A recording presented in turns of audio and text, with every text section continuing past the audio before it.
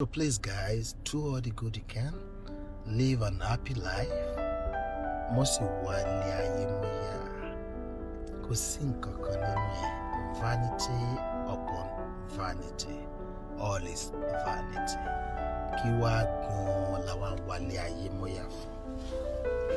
Just try as much as you can to live an happy life. Do all the good you can to all the people you can, at all the time you can, in all the places you can. Tomorrow is not guaranteed.